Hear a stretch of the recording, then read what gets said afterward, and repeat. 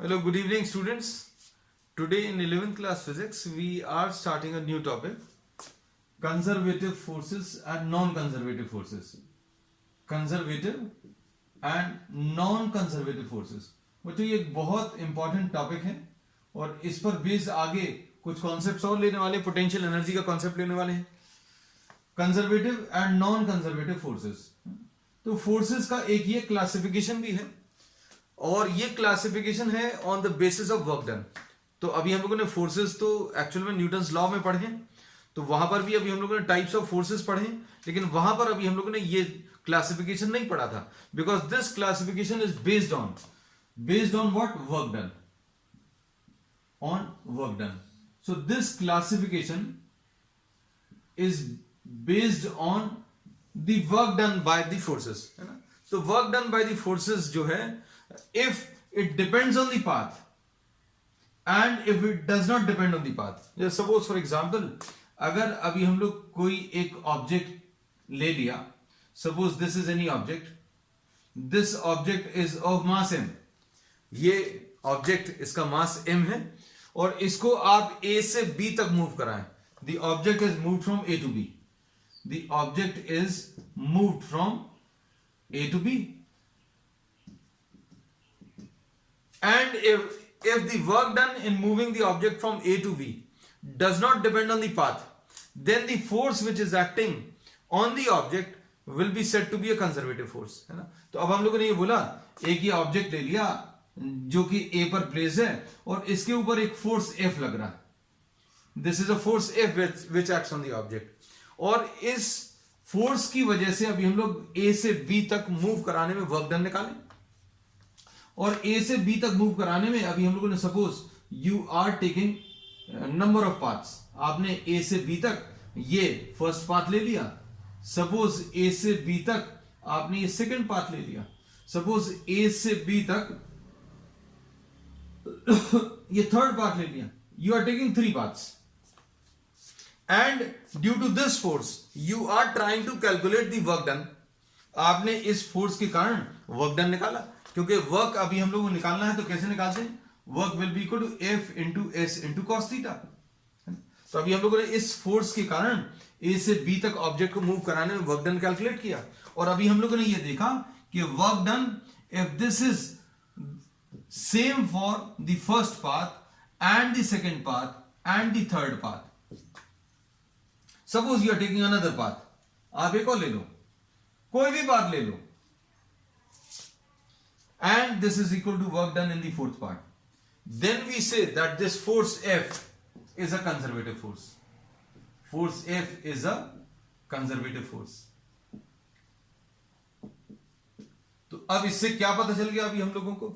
इससे ये पता चला कंजर्वेटिव फोर्स क्या है? एक ऐसा फोर्स जिसके कारण वर्क डन जो है पाथ के ऊपर डिपेंड नहीं करता. आप किसी भी पाथ से ले जाएं, आप A से B तक जाने के लिए कोई भी रास्ता ले लें और वर्क कैलकुलेट करें, तो वर्क अगर आप कैलकुलेट करोगे, work will be same subjected to the condition that the initial and final points are same. अगर आप A से B तक ऑब्जेक्ट को मूव कराएं, suppose the object is move from A to B. अगर आपने ऑब्जेक्ट को A से B तक मूव कराया और उसके लिए 4 अलग अलग रास्ते फॉलो किए, फर्स्ट पाथ पर गए, फिर सेकेंड पाथ पर गए, थर्ड पाथ पर गए, फोर्थ पाथ पर गए, और सभी के लिए आपने वर्क कैलकुलेट किया, और अभी हम लोगों ने देखा कि that work done for all the 4 paths is same, then this force which is acting on the system for which we have calculated this work, we say that this force is a conservative force. तो अब हम लोगों को यह पता चल गया कि कंजर्वेटिव फोर्स होता क्या है. तो कंजर्वेटिव फोर्स क्या होता है? A force is said to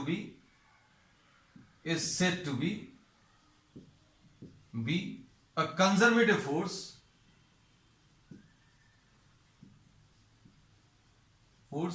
if the work done by the force does not depend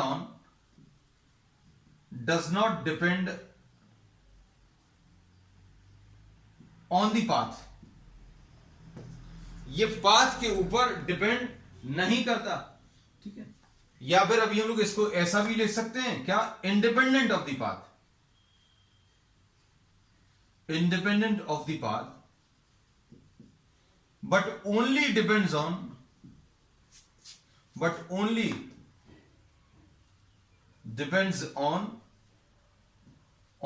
the initial and the final position. तो बच्चों अभी हम लोग ये बोलते हैं कि ऐसा कोई भी फोर्स को अभी हम लोग कंजर्वेटिव फोर्स कब बोलेंगे? Any force will be said to be a conservative force if the work done by the force does not depend on the path, it just depends on the initial and final position. आपको initial और final position तो बतानी पड़ेगी, है ना. अभी हम लोगों ने बोला रास्ते के ऊपर डिपेंड नहीं करता, ठीक है भाई, रास्ते के ऊपर डिपेंड नहीं कर रहा. तो भाई इसका मतलब ये नहीं है कि आप ऑब्जेक्ट को यहां से यहां तक ले गए, फिर यहां से यहां तक ले गए, यहां से यहां तक ले गए, कहीं पर भी ले गए तो उसमें वर्क कहने लगे सेम आया.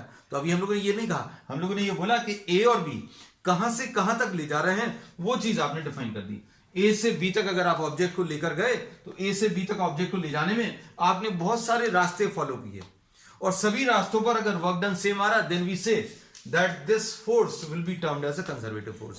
तो ये कंजर्वेटिव फोर्स क्या होगा बच्चों? ये कंजर्वेटिव फोर्स जो है this will be independent of path and will be depending only on initial and final position.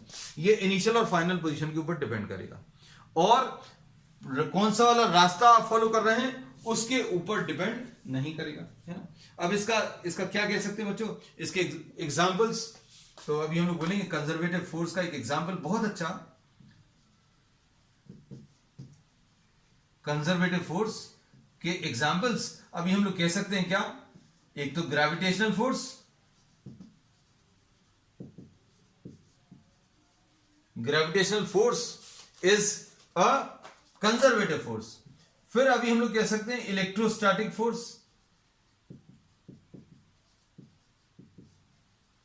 ये भी एक कंजर्वेटिव फोर्स है. फिर उसके बाद स्प्रिंग फोर्स. तो बच्चों स्प्रिंग फोर्स भी एक कंजर्वेटिव फोर्स है ना. अब इन बातों को अभी हम लोग थोड़ा सा और अच्छे से समझते हैं. देखो सपोज फॉर एग्जांपल ये जो ग्रेविटेशनल फोर्स है ये एक कंजर्वेटिव फोर्स है. ये अभी हम लोग इसमें दिखा देंगे. जैसे सपोज फॉर एग्जांपल अगर आप किसी एक ऑब्जेक्ट को इस ए पोजीशन से इस बी पोजीशन तक ले जाएं, you are taking this object from A to B, है ना, and you are trying to calculate the work done. We will be taking some paths. कुछ paths अभी हम लोग लेंगे, 2-3 रास्ते लेंगे, और 2-3 रास्ते से अभी हम लोग वर्क कैलकुलेट करेंगे, और वर्क कैलकुलेट करके दिखाएंगे कि वर्क सभी रास्तों में सेम आएगा. तो अभी हम लोगों ने बोला इस इनिशियल पोजीशन से इस फाइनल पोजीशन तक अभी हम लोग ऑब्जेक्ट को ले जा रहे हैं. The mass of the object is m. Suppose आप ये सीधा रास्ता ले जाएं, you are following the straight path. आपने ये सीधा रास्ता ले लिया, है ना. अगर आप ये सीधा रास्ता लेंगे तो क्या होगा बच्चों? इसमें अभी हम लोग बोलेंगे suppose the length of this path is s. आपने लेंथ ऑफ द पाथ कितना s ले लिया. Suppose the vertical distance between the two, ये A पोजीशन और B पोजीशन के बीच में वर्टिकल डिस्टेंस h ले लें. अब ये वर्टिकल डिस्टेंस क्यों मार्क किया? क्योंकि अभी हम लोगों ने ये पढ़ा हुआ है वर्क में कि भाई वर्क अगर आपको कैलकुलेट करना है तो force and displacement in line of the force आपको उसकी जरूरत पड़ती है. तो अभी हम लोग कौन सा वाला फोर्स कंसिडर कर रहे हैं? We are considering what? The gravitational force. हम लोग कौन सा फोर्स कंसिडर करने वाले हैं? ग्रेविटेशनल फोर्स कंसिडर करने वाले हैं. तो ग्रेविटेशनल फोर्स किस डायरेक्शन में काम करता है?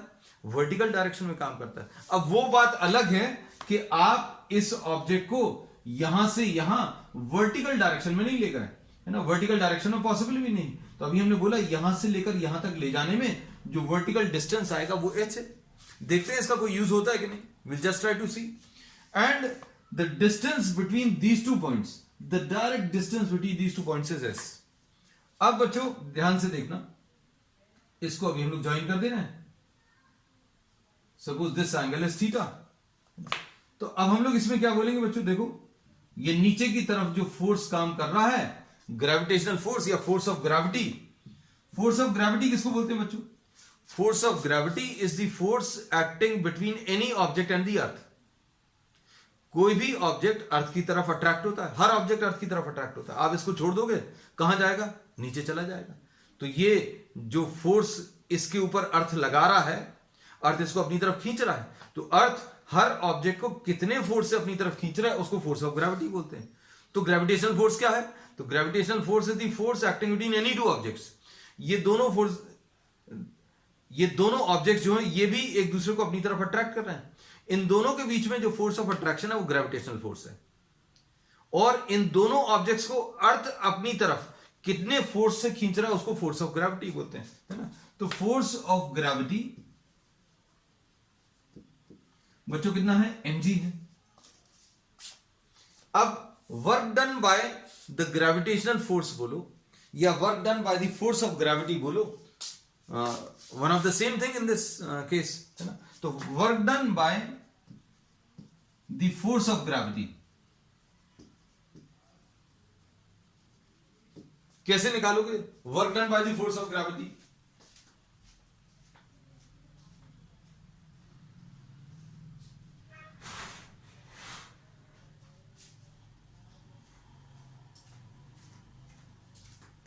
वर्क डन अगर आपको कैलकुलेट करना है तो उसके लिए क्या करना पड़ेगा? F into S into cos theta लेते हैं। तो अब देखो work done by the force of gravity W will be equal to F into S into cos theta. Theta क्या है? It is the angle between force and displacement. तो force बच्चों ये वाला है और डिस्टेंस या डिस्प्लेसमेंट जो कवर हुआ वो इस डायरेक्शन में। तो इन दोनों के बीच में एंगल कितना आएगा? तो ये देखो ध्यान से, इसमें ये हॉरिजॉन्टल लाइन है, ये वर्टिकल लाइन है, तो ये एंगल बच्चों 90 डिग्रीज आएगा, ये थीटा आएगा। तो अब हम लोग क्या बोलेंगे? F into S into cos theta. तो कितना आ जाएगा? F into S into cos 90 plus theta और F into S into cos 90 plus theta. F कितना है? F बच्चों इसमें mg है और डिस्टेंस कितना है? डिस्टेंस s है और cos 90 प्लस थीटा। तो ये बायो स्टूडेंट्स के लिए अभी हम लोग लिख दे रहे हैं cos 90 प्लस थीटा बच्चों कितना है? Minus sine theta. तो ये कितना आ जाएगा? Minus sine theta. अब इसके बाद इस डेफिनेशन को अभी हम लोग रब कर दे रहे हैं।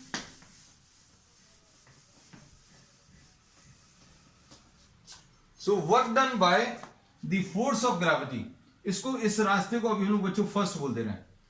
This is named as first. अब work done for the first path will be equal to minus mg into s into sin theta, ऐसा कुछ आएगा। अब s sin theta क्या आएगा? देखो जरा, sin theta बच्चों, sin theta is perpendicular divided by hypotenuse, perpendicular divided by hypotenuse। H की वैल्यू S sin थीटा। तो S sin थीटा जहां कहीं पर भी दिख रहा है उसकी जगह H लिख सकते हैं, माइनस mgh। सिंपल। अब ये बात शायद समझ में आती होगी अच्छे से कि भाई आपको अगर वर्टिकल फोर्स है तो आपको वर्टिकल डिस्टेंस लेना चाहिए था, है ना। तो वर्टिकल फोर्स mg है और इन दोनों पॉइंट्स के बीच में वर्टिकल डिस्टेंस कितना है? H है। तो देखो ये वर्क डन आ गया। ये पहला रास्ता अभी हम लोगों ने फॉलो किया, है ना। अच्छे समझना सारी चीजों को, हम सारी चीजें आपको अच्छे से बताते चलेंगे। तो work done in moving the object from A to B, ये अभी हम लोगों ने बता दिया। कितना आ जाएगा बच्चों? Minus mgh।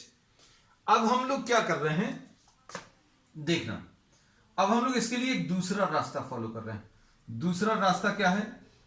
हम लोग ए से बी तक का जो रास्ता है वो अब हम लोग स्टेप्स में या सीढ़ियों से कवर कर रहे हैं। We are covering these distances in terms of steps.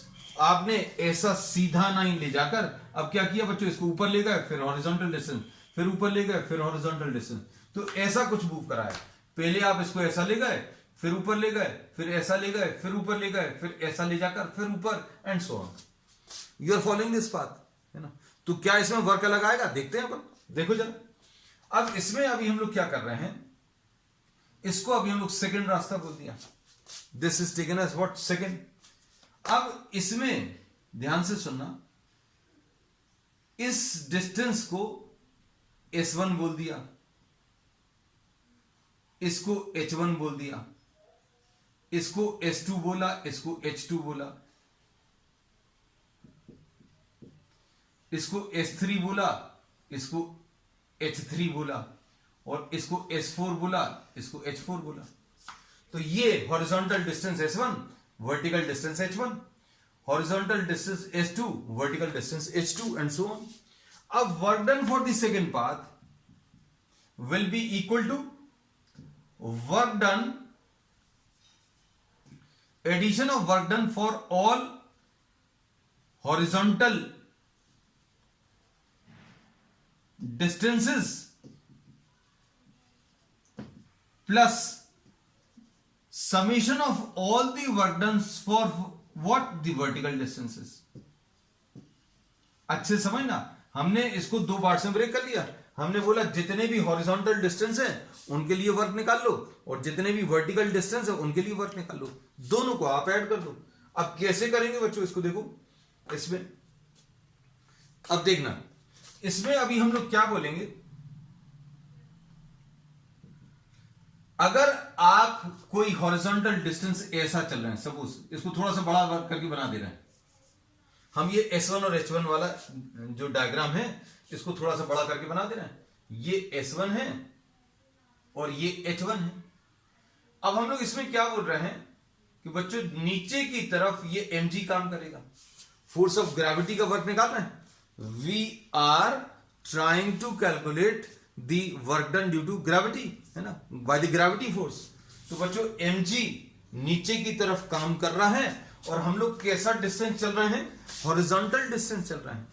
तो S1 के लिए अगर आप S1 को कंसिडर करो तो फोर्स वर्टिकल है, डिस्टेंस हॉरिजॉन्टल है, तो इसका वर्क कितना आ जाएगा बच्चों, work will be equal to F1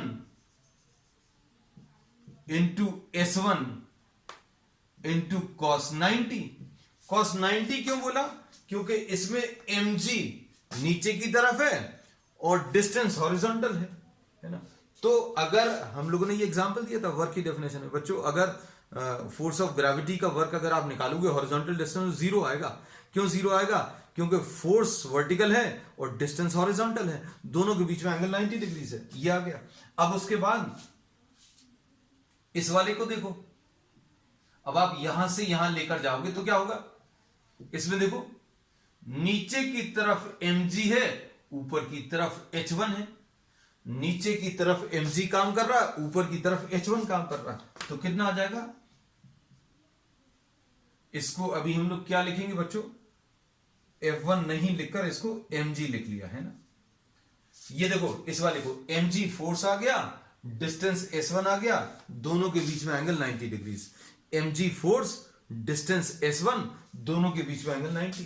अब ये वाला डिस्टेंस, इस वाले डिस्टेंस में फोर्स तो mg हो गया और डिस्टेंस कितना है बच्चों, H1 हो गया, ठीक है, और इन दोनों के बीच में एंगल mg और डिस्टेंस, mg नीचे डिस्टेंस ऊपर, तो ये cos 180 है ना। क्यों, क्योंकि वर्क का फॉर्मूला क्या होता है, F into S into cos theta, तो भाई ये आ गया।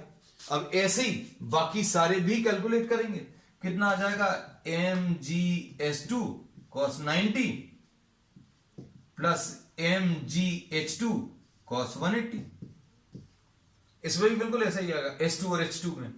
फिर S3 और H3 में भी ऐसे ही आएगा, प्लस mgS3 cos 90, S3 में mg नीचे, S3 ऐसा, प्लस mgH3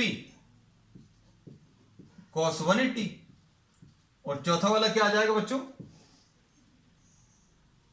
mgS4 cos 90 और प्लस mgH4 cos 180। अब देखो ये वाली वैल्यू तो जीरो हो जाएगी, ये भी जीरो हो जाएगी, ये भी जीरो हो जाएगा और ये भी जीरो हो जाएगा। क्यों? क्योंकि cos 90 की वैल्यू कितनी होती है? जीरो। अब बचा क्या बच्चों? देखो इसमें work done for the second path will be equal to cos 180 की वैल्यू बच्चों ये लिख दे। अभी हम जो मैथमेटिकल चीजें अभी हम लोग यूज करते हैं उनको लिख देते। cos 180 की वैल्यू इज -1, तो ये कितना आ जाएगा? -mgh1 -mgh1 minus mgh2 -mgh3 -mgh4। अब इसमें -mg कॉमन, क्या आ गया? h1 + h2 + h3 + h4। अब h1 h2 h3 और h4 मिलाकर क्या आ जाएगा बच्चों? इन दोनों के बीच का वर्टिकल डिस्टेंस, और ये वर्टिकल डिस्टेंस कितना है? h है। तो देखो पहले वाले में कितना निकाला था आंसर? -mgh, और यहां पर दूसरे वाले में भी आपने कितना निकाला? -mgh। परफेक्टली सेम आ रहा है। और निकालें हम लोग, बहुत सारे तरीके हैं बच्चों, बहुत सारे रास्ते ले सकते हैं, है ना। अब देखो you can take another path, आप एक और पाथ ले सकते हैं। कौन सा वाला? आप ऐसा कोई पाथ लीजिएगा जिसमें कैलकुलेशंस कर पाए बच्चों। कैलकुलेशंस वैसे हर किसी में कर सकते हैं, लेकिन आपके लेवल पर जो इजी है वो वाले रास्ते ले सकते हैं। जैसे सपोज फॉर एग्जांपल आप ए से सी, अब तीसरा रास्ता, फर्स्ट रास्ता सीधा था, दूसरा रास्ता स्टेप से चले गए, तीसरा रास्ता बच्चों क्या आ जाएगा? तीसरा रास्ता इसमें क्या ले सकते हैं? A to C and C to B, A से C और C से B। इसमें क्या आएगा? Work done from A to C, work done for third path will B work done from A to C plus work done from C to B।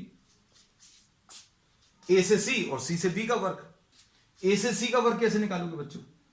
इसमें देखो फिर से ये डिस्टेंस कैसा है? ये हॉरिजॉन्टल है, और फोर्स कैसा है? mg। फोर्स mg कैसा है? वर्टिकल, डिस्टेंस हॉरिजॉन्टल, मतलब डिस्टेंस और फोर्स इनके बीच में एंगल 90 डिग्री से। तो ये कितना आ जाएगा?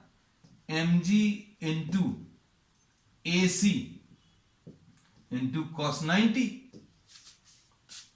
और CB का, A से C का वर्क निकाल लिया, C से B का निकाल रहे हैं, कैसे मिलेगा? इसमें बच्चों देखो mg नीचे और ये डिस्प्लेसमेंट बच्चों ऊपर, तो ये आ जाएगा mg into h into cos 180। अब ये cos 180 की वैल्यू बच्चों कितनी है? -1, तो ये तो जीरो हो गया, ये फिर से कितना आ जाएगा? -1, तो आंसर आ जाएगा -mgh। So we have calculated the work done for 3 different paths in case of the force of gravity, है ना। तो अब हम लोगों को यह पता चल गया कि A से B तक ले जाने में वर्क डन रास्ते के ऊपर डिपेंड नहीं कर रहा, है ना। और ऐसा कोई भी फोर्स जिसमें वर्क डन रास्ते के ऊपर डिपेंड नहीं कर रहा, उसको अभी हम लोग क्या बोलेंगे? उसको क्या बोलेंगे बच्चों? कंजर्वेटिव फोर्स, है ना। तो अब हम लोग ये बोलेंगे कि ग्रेविटी जो है, force of gravity is what? A conservative force. तो कंजर्वेटिव फोर्स की डेफिनेशन अभी हम लोग फिर से बता दें, क्या है? कंजर्वेटिव फोर्स एक ऐसा फोर्स है जिसमें work does not depend on path के ऊपर डिपेंड नहीं कर रहा, ठीक है, लेकिन किसके ऊपर डिपेंड कर रहा वो तो बताओ। तो अभी हम लोग बोलेंगे depends on initial and final path, initial and final position rather. किस किस के ऊपर? इनिशियल और फाइनल पोजीशन के ऊपर डिपेंड कर रहा है। अब इसमें ध्यान से सुनना। अब अगली चीज देखो, कंजर्वेटिव फोर्सेस के बारे में कुछ कुछ चीजें अभी हम बता रहे हैं। अब क्या है कि वर्क डन फॉर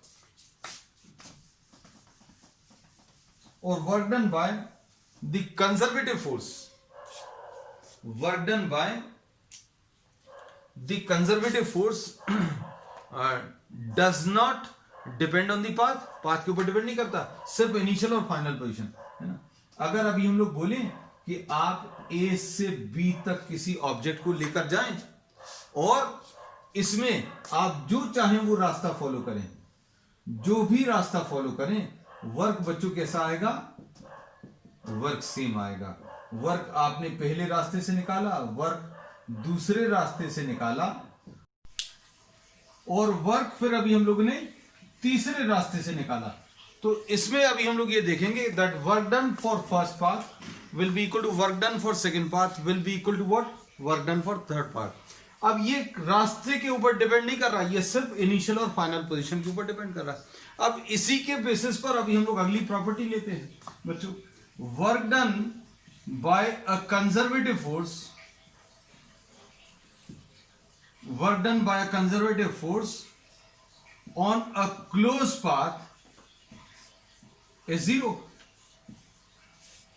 इसका मतलब यह है कि आप जिस पॉइंट से चलना शुरू किए उसी पॉइंट पर अगर वापस आ जाएं तो टोटल वर्क डन बच्चों जीरो आ जाएगा। जैसे suppose if you are having a conservative force और आपने इस पॉइंट से चलना शुरू किया और बहुत सारे अलग अलग रास्ते फॉलो करके आप फिर से ए पॉइंट पर आ गए, then the total work done by the conservative force बच्चों इसका जीरो आएगा। तो ये कंजर्वेटिव फोर्स की प्रॉपर्टी है। अब इसको अभी हम लोग प्रूव कर सकते हैं easily with the help of what? Force of gravity. Force of gravity की मदद से इसको प्रूव कर सकते हैं। कैसे? सपोज फॉर एग्जांपल आपने कोई एक ऑब्जेक्ट ले लिया, object of mass m, and now for simplicity we will be considering a point directly above this, है ना। आपने इस ऑब्जेक्ट को A पॉइंट से जो कि ग्राउंड पर लाई कर रहा है उससे अभी आप h एल्टीट्यूड ऊपर लेकर जा रहे हैं, A से B तक ले गए और फिर B से वापस लेकर आए A तक। तो A से B तक ले जाने में और B से A तक लाने में टोटल वर्क डन बच्चों जीरो आएगा इस प्रॉपर्टी के हिसाब से, है ना। So net work done on the closed path will be equal to work done in moving the object from A to B plus work done in moving the object from B to A, और ये इस property के हिसाब से कितना? Zero आना चाहिए। तो ये अभी हम लोग इसको चेक करके देखेंगे, है ना। तो अब इसमें कैसा बोलेंगे? Suppose the object is move from A to B, तो फोर्स कौन सा लगेगा? फोर्स ऑफ ग्रेविटी, क्योंकि ये अभी हम लोग एग्जांपल्स में क्लियर कर चुके हैं कि फोर्स ऑफ ग्रेविटी जो है एक कंजर्वेटिव फोर्स है ना। तो अब ये फोर्स ऑफ ग्रेविटी है बच्चों, कहां की तरफ काम कर रहा है? This is acting in downward direction. तो फोर्स ऑफ ग्रेविटी बच्चों mg है, force of gravity is mg। अब इस ऑब्जेक्ट को अगर आप A से B तक ले जाएंगे तो work done in moving the object from A to B, अगर आप ऑब्जेक्ट को यहां से ऊपर लेकर जाओगे तो ग्रेविटी, फोर्स ऑफ ग्रेविटी नीचे की तरफ काम कर रही है और डिस्प्लेसमेंट ऊपर की तरफ है। तो ये कितना आ जाएगा? Force into displacement. फोर्स कितना है? mg इनटू डिस्प्लेसमेंट कितना बच्चों? h, और कॉस कितना? 180 डिग्री। तो ये आ जाएगा बच्चों कितना? Minus mgh। क्यों? क्योंकि कॉस 180 की वैल्यू बच्चों कितनी? -1 है। अब A से B तक का वर्क पता चल गया। अब B से A तक का वर्क निकालें तो work done in moving the object from B to A, तो work done in moving the object from B to A से B तक ले गए और B से अब A लेकर आ रहे हैं।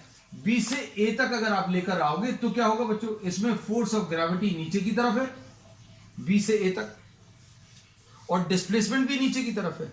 सो both of these are in the same direction. जब ऊपर ले जा रहे थे तो mg नीचे, डिस्प्लेसमेंट ऊपर, है ना। तो इसलिए दोनों के बीच में एंगल 180 डिग्री था। जब हम नीचे लेकर आ रहे हैं तो gravity and displacement both of these are in the same direction. तो अब इसको अगर अभी हम लोग लिखें तो m इंटू जी इंटू h इंटू कॉस 180 था, यहां पर ये कितना आ जाएगा? m इंटू जी इंटू कॉस m इंटू जी, तो फोर्स आ गया और ये h डिस्प्लेसमेंट आ गया और कॉस 0। तो ये कितना आ जाएगा, mgh इंटू -1, और ये mgh आ गया, तो ये नेट वर्क डन 0 आएगा। तो ये एक और प्रॉपर्टी है बच्चों किसकी, कंजर्वेटिव फोर्स की। तो कंजर्वेटिव फोर्सेस अगर कंसिडर करें, then the net work done by the conservative force on a close path will always be 0। अगर आप क्लोज पाथ पर चला रहे हैं, मतलब जहां से चले थे वहीं पर अगर वापस आ रहे हैं, तो वर्क डन बच्चों इसमें कितना, 0 आएगा। और इसमें अभी हम लोग ये कहते हैं कि ये जो फोर्स ऑफ ग्रेविटी है बच्चों, ये एक सेंट्रल फोर्स है। फोर्स ऑफ ग्रेविटी जो है एक सेंट्रल फोर्स है। कहां पर एक्ट करता है बच्चों, सेंटर ऑफ मास पर एक्ट करता है, एक फिक्स पॉइंट पर काम करता है। मतलब mg को अगर अभी हम लोग देखें तो mg इसके सेंटर ऑफ मास पे काम करता है। mg यहां पर काम नहीं करेगा, है ना। इसमें अभी हम लोग बोलेंगे mg यहां पर काम नहीं करेगा, this will always act at the centre, है ना। तो जितने भी सेंट्रल फोर्स हैं, central forces are what, forces which act at a fix point, ऐसे फोर्सेस जो एक फिक्स पॉइंट पर काम करते हैं। तो फोर्स ऑफ ग्रेविटी बच्चों कैसा फोर्स है, एक सेंट्रल फोर्स है। This is what, a central force, and all central forces are conservative. ठीक है, तो ये एक और प्रॉपर्टी पता चल गई कि जितने भी सेंट्रल फोर्सेस हैं वो सारे के सारे कंजर्वेटिव हैं। अब इसको थोड़ा सा सोचकर देखना, आप अगर किसी कंजर्वेटिव फोर्स के अगेंस्ट वर्क करें, जैसे सपोज आप इस ऑब्जेक्ट को ऊपर लेकर गए, तो इसको ऊपर ले जाने में, suppose if you are trying to take this object at some elevation, तो क्या होगा, नीचे की तरफ ग्रेविटी काम कर रहा है, हम इसको ऊपर ले जा रहे हैं। So work is done against gravity, आपने इस ग्रेविटी के अगेंस्ट वर्क किया, and since this is a conservative force, therefore the work which is done against a conservative force gets stored in the system. बच्चों ये इस system के अंदर store हो जाएगा। कैसे पता चलेगा, अगर कोई चीज आपने स्टोर कर दी तो आप उसको निकाल सकते हो। तो निकालने का तरीका बहुत सिंपल है, आपने इसको यहां से उठाया, ग्रेविटी अर्थ इसको नीचे की तरफ पुल कर रही थी, और हमने इसके अगेंस्ट वर्क किया, ऊपर तक लाए। तो जो वर्क आपने किया against gravity, that get stored in this system in the form of energy. और ये जो स्टोर्ड एनर्जी है उसको आप रिकवर कर सकते हैं। कैसे, आप इसको छोड़ दो तो gravity will now bring the object to the initial position. तो इसमें ऊपर ले जाने में -mgh आया, नीचे लाने में +mgh आया, दोनों मिलाकर 0 आ जाएंगे।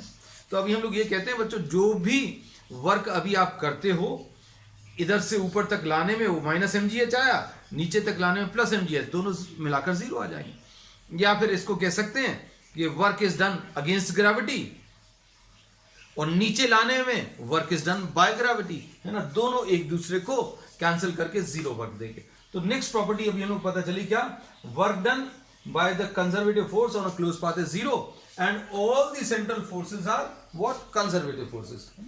अब इसके बाद बच्चों नेक्स्ट आता है क्या, नेक्स्ट है non conservative force. Next concept है कंजर्वेटिव फोर्सेस बता दिए। अब चूंकि कंजर्वेटिव फोर्सेस मालूम है, तो अब नॉन कंजर्वेटिव फोर्सेस को डिफाइन करना बहुत इजी है ना। इसका जस्ट ऑपोजिट है, क्योंकि नॉन, इसमें एक नेगेटिव वर्ड लगा हुआ, नॉन कंजर्वेटिव फोर्स, मतलब all the properties will be just the opposite of conservative forces. Non conservative forces, तो नॉन कंजर्वेटिव फोर्सेस क्या है बच्चों, force if the work done by a force depends on the path,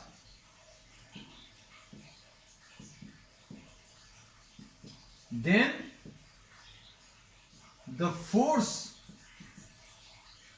is termed as non-conservative force। अभी हम short में बच्चों NCF लिख दे रहे हैं।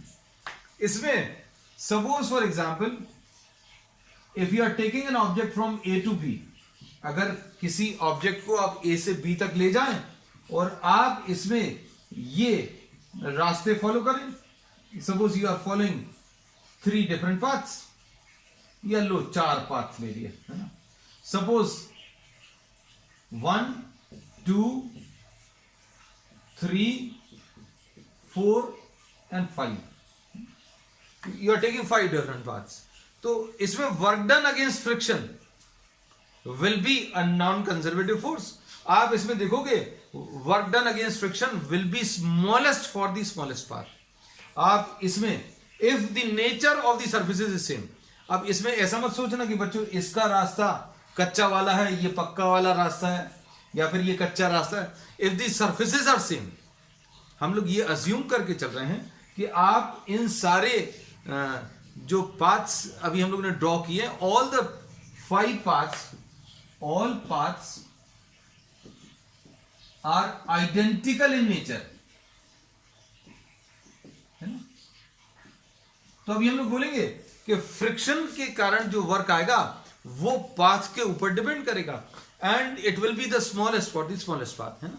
अगर नेचर ऑफ सरफेस बच्चों सेम है, तो अभी हम लोग ये कहते हैं कि अगर आपको किसी लगेज को खींचना है, सपोज यहां से यहां तक लाना है, सपोज लगेज को यहां से यहां तक पुल करना है, suppose you are pulling a luggage on a railway platform, है ना. तो अगर आप फर्स्ट तक अगर आप इस ऑब्जेक्ट को पुल करोगे, सॉरी ए से बी तक अगर आप पुल करोगे फर्स्ट वाले रास्ते से, smallest path, work done will be minimum. And what you are trying to do now, you are trying to take a longer path. तो work done against force of friction अभी आप फील कर सकते हो, क्योंकि muscular effort which will be applying will be against the force of friction, है ना. आपको जो वर्क करना पड़ रहा है, the muscular effort the person is applying is against the force of friction. तो आप जो काम कर रहे हो, जो वर्क कर रहे हो, that is against force of friction and it will be maximum for the longest path. तो ये नॉन कंजर्वेटिव फोर्स की एक खासियत है. क्या? Work done by force depends on the path and then this force is termed as non-conservative force. तो non-conservative force में work done depends on the path and initial and final points. ये तो बताना पड़ेगा, है ना. कौन कौन से 2 पॉइंट्स के बीच में आप ऑब्जेक्ट को चला रहे हैं वो भी आपको बताना पड़ेगा, है ना. अब इसके बाद बच्चों ध्यान से सुनना. एक तो प्रॉपर्टी ये होगी कि वर्क डन जो है पाथ के ऊपर डिपेंड कर रहा है, कंजर्वेटिव फोर्स में पाथ के ऊपर डिपेंड नहीं कर रहा था. It was just depending on initial and final path. यहां पर sorry initial and final points. Work done conservative force का इनिशियल और फाइनल पॉइंट्स पर डिपेंड कर रहा था और पाथ पर डिपेंड कर रहा था, पाथ के ऊपर डिपेंड नहीं कर रहा था. कंजर्वेटिव फोर्स का जो वर्क डन था does not depend on path. It just depends on initial and the final points. मतलब आप ऑब्जेक्ट को कहां से कहां तक ले जा रहे हो उसके ऊपर डिपेंड करता था. यहां पर कहां से कहां तक ले जा रहे हो ये तो रहेगा, इनिशियल एंड फाइनल पॉइंट्स तो रहेगा, और कौन से रास्ते से ले जा रहे हो उसके ऊपर भी डिपेंड करेगा. तो नॉन कंजर्वेटिव फोर्सेस ऐसे फोर्सेस हैं जिसमें work done will depend on the initial and the final points and the path which is followed. ठीक है. अब इसके बाद नेक्स्ट आ जाओ किस पर, नेक्स्ट प्रॉपर्टी. तो next property, work done on a close path is not zero. ये जीरो नहीं है. ये अब हम लोग आपको एग्जाम्पल देकर समझा देते हैं, क्योंकि अभी हम लोग कंजर्वेटिव फोर्सेस में भी बच्चों एग्जाम्पल लिया. सपोज किसी ऑब्जेक्ट को आप ए से बी तक ले गए, क्लोज पाथ आपने कौन सा फॉलो किया, A to B and B to A. A से बी तक ले गए और उसके बाद आप बी से ए तक ले आए, और दोनों में वर्क अभी हम लोग कैलकुलेट करेंगे. वर्क कैलकुलेट करने के लिए हम लोगों को ये मालूम है क्या, that if you are trying to move the object from A to B, अगर आप ए से बी चलाएंगे तो क्या होगा बच्चों, force of friction opposite direction में आएगा फ्रॉम ए टू बी. अगर आप किसी ऑब्जेक्ट को, suppose if you are trying to pull any chair, अगर आप चेयर को यहां से यहां पुल करेंगे तो फ्रिक्शन कैसे ऑपोजिट डायरेक्शन में लगेगा. So work done from A to B will be equal to F into S into cos 180. F into S into cos 180 क्यों? क्योंकि हम लोग ऑब्जेक्ट को ऐसा मूव कर रहे हैं, force of friction opposite direction में, तो फोर्स और डिस्प्लेसमेंट के बीच में एंगल 180 डिग्री है. अब इसमें एफ जो है ये याद रखना, ये फोर्स ऑफ फ्रिक्शन है. ये क्या है बच्चों? Force of friction. अब work done in moving the object from B to A. अब बी से ए जब आप चलाओगे, ऐसा चलाओगे, तो फोर्स ऑफ फ्रिक्शन, सपोज आप किसी ऑब्जेक्ट को ऐसा पुल कर रहे हो तो फोर्स ऑफ फ्रिक्शन ऐसा काम करेगा. अब आप ऑब्जेक्ट को यहां की तरफ ला रहे हो तो force of friction always opposite to the motion. अब ये फोर्स ऑफ फ्रिक्शन ऐसा काम करेगा. डिस्प्लेसमेंट ऐसा है, फोर्स ऑफ फ्रिक्शन ऐसा है. तो work done in moving the object from B to A, F into S into cos 180. तो work done on the closed path will be equal to work done in moving the object from A to B plus work done in moving the object from B to A. और ये कितना है बच्चों? Minus F into S. ये भी minus F into S. तो ये देखो बच्चों जीरो नहीं आया. क्यों? क्योंकि नॉन कंजर्वेटिव फोर्स है. नॉन कंजर्वेटिव फोर्स में the work done is not equal to zero for a close path. इसमें क्योंकि इसका नाम ही है क्या? नॉन कंजर्वेटिव फोर्स, तो एनर्जी का कंजर्वेशन सेम फॉर्म में नहीं हो रहा. That means there is some loss of energy. Loss of energy कैसा? लॉस ऑफ एनर्जी नहीं बोलकर इसको अभी हम लोग ऐसा बोलते हैं ट्रांसफॉर्मेशन ऑफ एनर्जी. सपोज आपने किसी चेयर को पुल किया, चेयर को पुल करने में आपने वर्क किया अगेंस्ट फ्रिक्शन, और ये जो एनर्जी आप खर्च कर रहे हैं चेयर को यहां तक लाने में, that gets completely transformed into sound energy and heat energy. जहां पर चेयर कांटेक्ट में है फ्लोर के साथ, वहां पर एक साउंड जनरेट होगी और दूसरा हीट भी जनरेट होगी. जिस सरफेस पर ये चेयर चल रही है, आप उसको उस सरफेस पर there will be some loss of energy in the form of heat. तो अभी हम लोगों ने इसमें बोला work which is done against friction gets transformed into some another form of energy. तो ये एनर्जी का कंजर्वेशन उसी फॉर्म में नहीं हो रहा है, और अगर हो रहा होता तो ये एनर्जी स्टोर हो जाती, और अगर स्टोर हो जाती तो क्या होता? आप इसको यहां तक लाते और यहां पर छोड़ते तो वापस ये अपनी जगह पर आ जाता. कैसे? जैसे सपोज फॉर एग्जांपल आप इस ऑब्जेक्ट को ऊपर की तरफ ले गए, तो एक कंजर्वेटिव फोर्स काम कर रहा है. कंजर्वेटिव फोर्स क्या है? ग्रेविटी. और ये ग्रेविटी नीचे की तरफ काम कर रहा है, हम इसको ऊपर ले गए, तो work done against gravity get stored. इसके अंदर स्टोर हो गया इन द फॉर्म ऑफ एनर्जी, और इसको अभी हम लोग आगे पढ़ेंगे पोटेंशियल एनर्जी के फॉर्म में ये स्टोर हो जाता है. अब भाई जब कोई चीज स्टोर हो गई तो आप उसको निकाल सकते हो, आप उसको छोड़ दो, तो छोड़ोगे तो ग्रेविटी इसको नीचे लेकर आएगी, है ना. लेकिन ये चीज फ्रिक्शन में नहीं होती. आपने चेयर को ऐसा पुल किया तो फ्रिक्शन ऑपोजिट डायरेक्शन में काम कर रहा है. अब जब आप ऐसा पुल करोगे, फ्रिक्शन फिर से ऑपोजिट डायरेक्शन में काम करेगा. Friction always opposite motion. लेकिन इसमें कैसा था? जब आप ऊपर लेकर जा रहे हो तो ग्रेविटी अपोज कर रही है, जब आप ऊपर लेकर जा रहे हो तो ग्रेविटी अपोजिट डायरेक्शन में. लेकिन जब ये नीचे आ रहा है तो ग्रेविटी मोशन को सपोर्ट कर रही है. तो यही इन दोनों में डिफरेंस है. तो work done on a close path बच्चों जीरो नहीं होता है. इसके एग्जांपल्स बच्चों, एक तो फ्रिक्शन कह सकते हैं, या ऑल वेलोसिटी डिपेंडेंट फोर्सेस.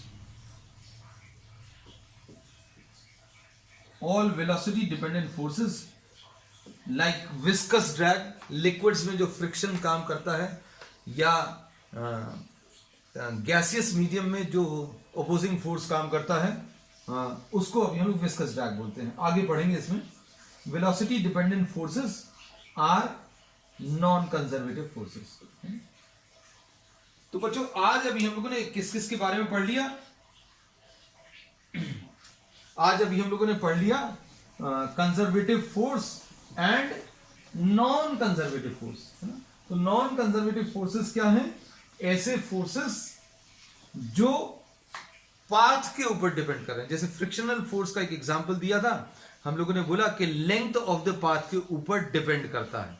आप कितना लेंथ ऑफ द पाथ ले रहे हैं दो पॉइंट्स के बीच में, उसके ऊपर वर्क डिपेंड करेगा, है ना? फिर उसके बाद work done on a close path बच्चों जीरो नहीं होता।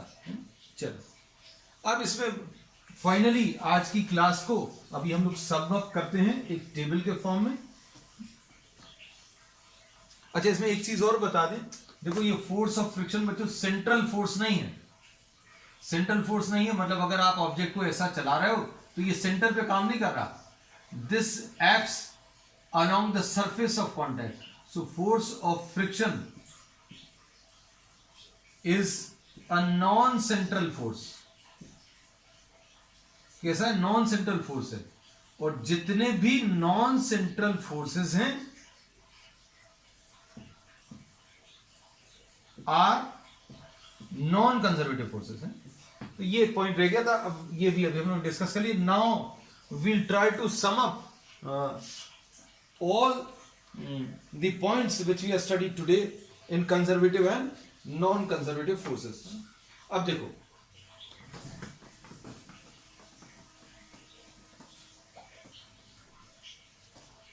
कंजर्वेटिव फोर्सेस, कंजर्वेटिव फोर्सेस आज की बच्चों पूरी क्लास का जो कंक्लूजन है वो इसी टेबल में आ जाएगा। Non conservative forces,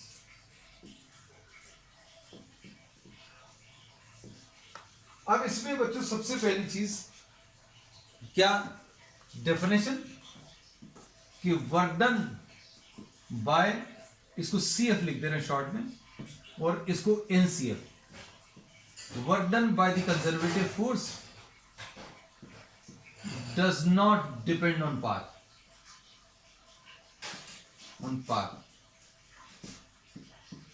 Depends only on initial and final position. अब इसमें क्या कह सकते हैं? Work done by the non-conservative force depends on the path and also on initial and final position. पहला पॉइंट। दूसरा, work done by a conservative force on a closed path is 0 and work done by a non-conservative force on a closed path is not 0. Non conservative force का close path पे work done 0 नहीं आएगा। इसके बाद बच्चों इसमें all central forces are conservative forces. ये भी हम बता ही चुके हैं, जितने भी सेंट्रल फोर्सेस हैं वो कंजर्वेटिव फोर्सेस हैं। फिर यहां पर all non central forces are non conservative forces. तीसरा ये आ गया। अब इसके बाद बच्चों इसके एग्जाम्पल्स में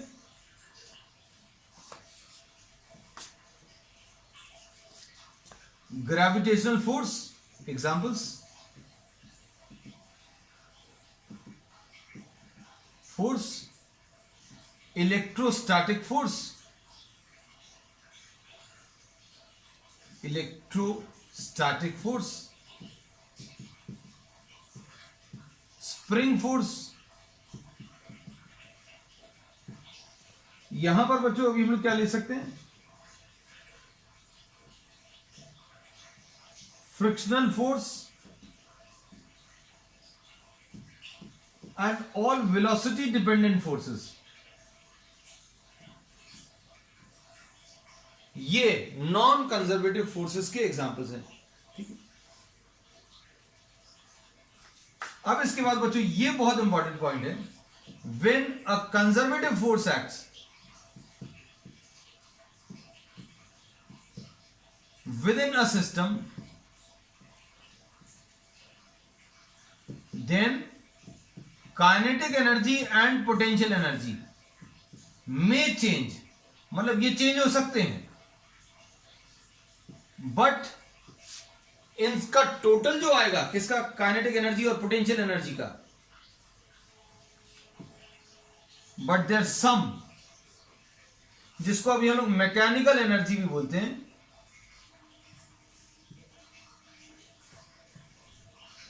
रिमेन सेम, जो कि नॉन कंजर्वेटिव फोर्सेस में नहीं होता है ना. अभी हम लोग ये कहते हैं कि बच्चों अगर आप किसी ऑब्जेक्ट को ऊपर ले जाओगे तो क्या होगा, किसी ऑब्जेक्ट को ऊपर की तरफ थ्रो करोगे तो क्या होगा, उसकी काइनेटिक एनर्जी कम होती जाएगी, पोटेंशियल एनर्जी बढ़ती जाएगी, ऐसा कह सकते हैं. When the object is coming downward then kinetic energy goes on increasing, potential energy goes on decreasing, total mechanical energy conserve होगी, बिकॉज देयर इज नो, इसमें रीजन अभी हम लोग लिख सकते हैं, because there is no dissipation of energy. ये इसका रीजन है, ये अभी हमने डिटेल में डिस्कस किया था. अब यहां पर क्या बोलेंगे बच्चों, when a non conservative force acts, जब कोई नॉन कंजर्वेटिव फोर्स काम करेगा, then there is a dissipation of energy.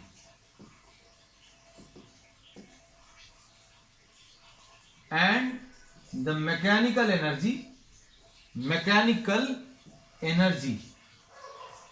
changes, ये चेंज हो जाएगी. अब इसके बाद फाइनली इसका जो वर्क है, वर्क डन, ये 6 पॉइंट है, work done by the conservative force is recoverable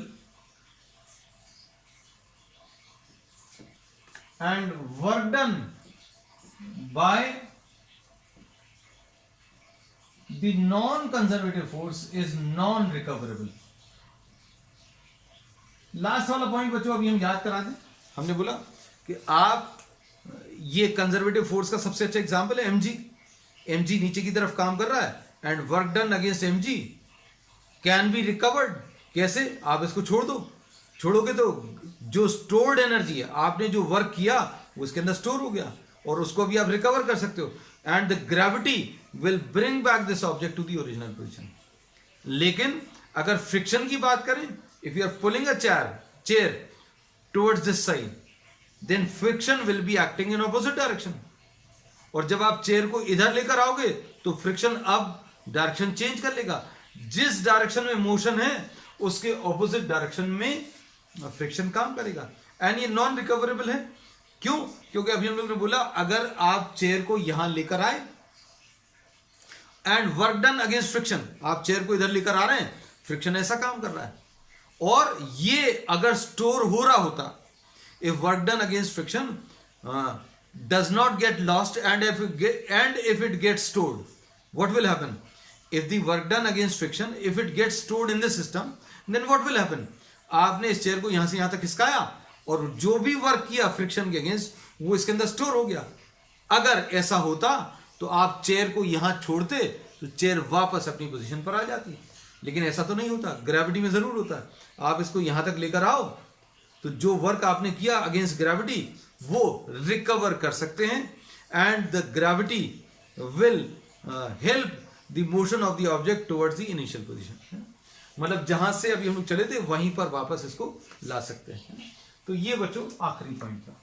so this was all about what conservative and non conservative forces. बच्चों ये एक बहुत इंपॉर्टेंट टॉपिक है and we'll be using the concepts which we have developed in today's class in the next topic, because the next class will be based on potential energy. और potential energy बच्चों conservative force से ही अभी हम लोग start करेंगे. तो आज के लिए इतना ही. We will continue with the same topic on the next time. That's all for today.